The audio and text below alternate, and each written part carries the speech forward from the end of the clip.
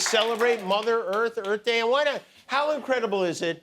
Think about this. One planet produced dinosaurs and the iPhone and Fig Newtons and Kid Rock. Isn't that something? The Environmental Protection Agency did their part to honor our planet today with a round of reassignments and mass layoffs. I can't help but wonder how different things might be if Donald Trump's father had taken him camping even one time. Of course, the biggest story on the planet this week is the passing of Pope Francis and speculation as to who will be handed the keys to the Pope-mobile. The search for a new pope is about to begin. And nobody's going to be more insufferable this week than your friend who saw the movie Conclave and now knows everything about how it works. I'll tell you how it works. Over the next few weeks, 135 flamboyantly dressed cardinals will gather to pass judgment on a series of aspiring candidates. In a lot of ways, it's the Catholic version of RuPaul's Drag Race. And we won't know for at least a couple of weeks who will succeed Pope Francis. But this guy, to me, this is the guy at the top of my list. One of the candidates is an Italian cardinal stationed in Jerusalem. His name's Pierbattista Pizzaballa. For a limited time only at Papa John's, the Pizzaballa. How much fun would that be? I mean, in fact, if you don't mind, I'd like to take a minute to pray. You bow your heads. Dear Lord, it's me, Jimmy, and 150 people who got free tickets to be here. We ask you tonight, Lord, not for forgiveness or mercy, we ask you to make Cardinal Pizzaballa our next pope. Is he qualified? Honestly, we have no idea. Is he made of pizza? Also unclear. Is he round like a balla? We don't know. But his name is so funny. Please grant his fellow cardinals the strength to give us a Pope Pizzaballa. In Jesus' name, amen. By the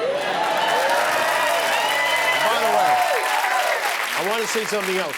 If he does get the gig, he can't do that thing where you take a pope name. We can't elect a Pizzaballa and then find out, oh, I'm going to be Pius the 85th or something. It's Pizzaballa or go home. Right, Guillermo? That's right, Jimmy. Yeah. All right. So we have a new pope on the way and maybe a new Secretary of Defense soon. If you see white smoke coming from the Pentagon, it means they fired Pete Hegseth. Pete Hegseth is getting hammered.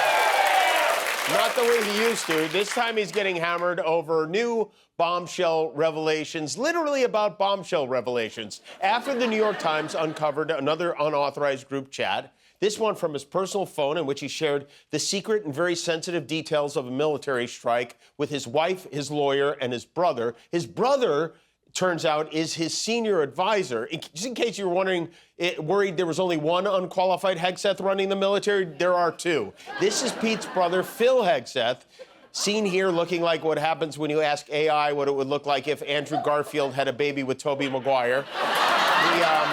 So Pete gave his little bro a big job at the Pentagon, even though the vast majority of his brother's previous work experience was in podcasting. He had a podcasting production company, which is basically a laptop, right? And now he's in the Pentagon. But by all means, let's crack down on that DEI very quickly. You know, my wife and my brother work with me. Not once have I shared my secret war plans for Matt Damon. That's between me and Guillermo Team 6. We keep it tight, but Pete Hegseth is not as tight-lipped, I guess. What happened is the Army general in charge of CENTCOM notified his boss, Pete Hegseth, former host of Fox and Friends Weekend, his plans for a surprise attack on Houthi rebels in Yemen. About 10 minutes later, Hegseth got on his phone and excitedly texted those plans to his wife, his lawyer, and brother, not to mention the reporter who was on the other chain. There are two chains, like the rapper. And now he's in a lot of trouble, so he rushed back to his old stomping grounds, the friendly confines at Fox this morning, to make his case. Here to set the record straight himself, the current Secretary of State, Pete Hegseth. Oops. Somebody accidentally put the future in Brian's teleprompter. Yeah. So, Brian, if you remember when this all started, the first go-around, because this is the second go-around, right? They peddle old stuff, they kick it back up. I said repeatedly, no one's texting war plans. You know why I said that? Because I'm in the bowels of the Pentagon every single day. Just 10 minutes ago, I was looking at actual war plans of things that were ongoing or pending things to happen. And here they are. They're amazing. Take a look. It's pretty sick stuff right here. What was shared over Signal, then and now, however you characterize it, was informal, unclassified coordinations for media coordination and other things. That's what I've said from the beginning. Right, but it was bullshit from the beginning, too. It was... You texted the exact time and place the secret bombing would begin before the secret bombing happened to your wife on an easily hackable phone. And his defense for this is, who told you? And how dare they tell you? This is like your wife catching you in bed with another woman. Your response is, well, why did you come home so early? Our Secretary of Defense is defenseless, but it's not his fault. The ones who get the blame for this are the leakers. Those very same people keep leaking. There were a series of serious leaks, and so we looked for leakers. The leakers know who they are. When we had leaks, leak investigation, leaking, leaking, leaker, leaking, leaks, leaking, leaks, leaking, leakers. Once a leaker, always a leaker. Leaking is not okay. I don't have time for leakers. You don't have time for leakers. You are the leaker. You're the one who leaked this.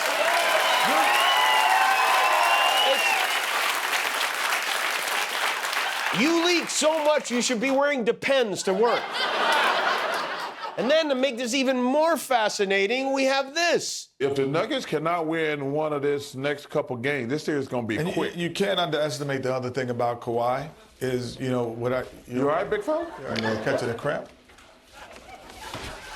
Go ahead, keep talking, Jeff. Yeah, we on TV. I know what we're going to go ahead. Yeah, that's that olive oil you've been drinking. Oh, no. Hey, take some matches with you. Hey, listen, he couldn't hold it. After 40, he can't hold it. That's his first. Another leaker. From the Lakers. A Laker leaker. Hey, listen, when a man that size needs to pee, you let him go right away. Here's something that has been texted to me no less than 80 times this week. You've probably seen this. I would like you to stay with me and watch it again. Story about a carjacking that happened in Queensland, Australia. The reason this video is so popular has nothing to do with the carjacking and everything to do with the witnesses they interviewed. And one guy, he was up there with our mum, and he went up there, and he was coming back down towards us, and he goes, run, he's got a gun. And our heart started to pound, and I said, well, Mum, where's Mum? And poor Mum was stuck up there, but apparently our brave Mum, she goes, are you all right? Because he had all blood all over his face. And he goes, I'll shoot you. She goes, hey, I'm here to help. That's real. I mean, that's not the mushrooms kicking in. That happened. Get those women a TLC show immediately. And Mum distracted him to make him look the other way, and he looked the other way, and Mum ran into the bush behind the fence. And the guy goes to her, I'll find you and I'll shoot you. Okay. So, unfortunately, the guy didn't find them, but we did find them. And joining us now from Queensland, Australia, Bridgette and Paula Powers. Hello, Bridgette and Paula. Wow, look at you guys. You really are twins. Thank you for making time for us. I know you're very far away. Yes, that's right. First of all, how is your mother? Our mum is doing great. Yes. And you know what? She said she's doing fine because she had 7 kids. Well, you've caused quite a commotion with this video. When did you become aware that you had delighted the globe? Well, when we heard from your show. This seems like a comedy bit, but I know it's not. Do you speak in tandem on purpose? No. This is us, and that's how we are.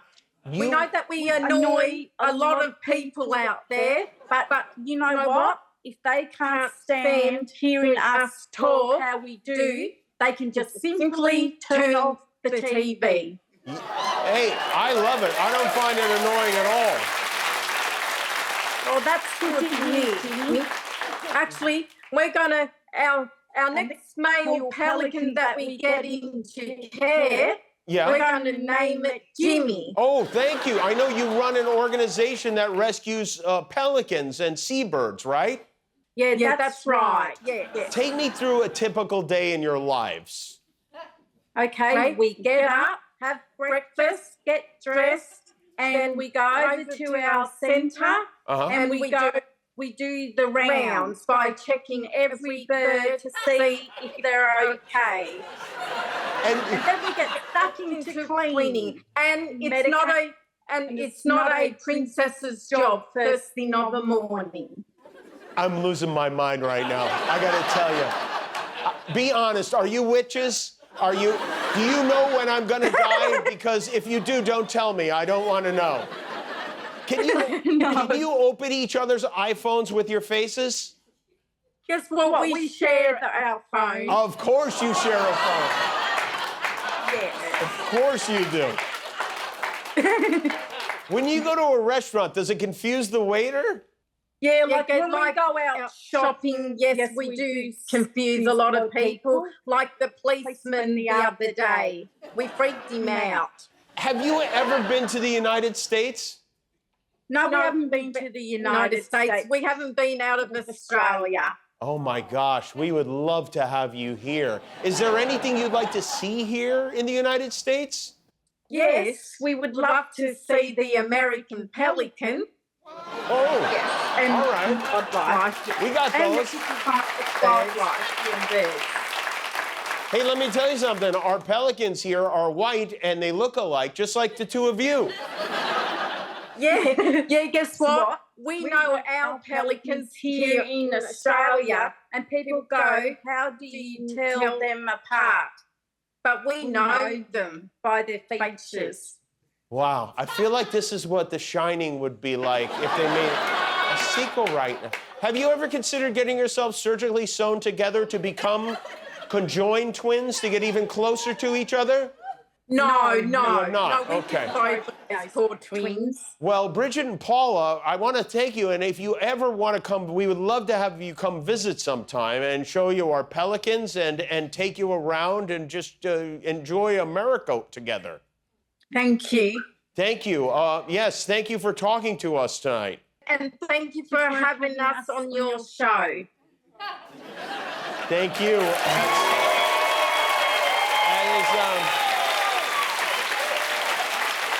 Come on. Is that a bit? Jesus, so funny, Jimmy. Wow. Wow, that is crazy. All right, well, that's weird. Guillermo, do you know how many subscribers we have on YouTube now? 20 million. That's right, yeah. That's why we're wearing these glasses. Thanks for being a subscriber. If you're not, help us get to 20,000,001.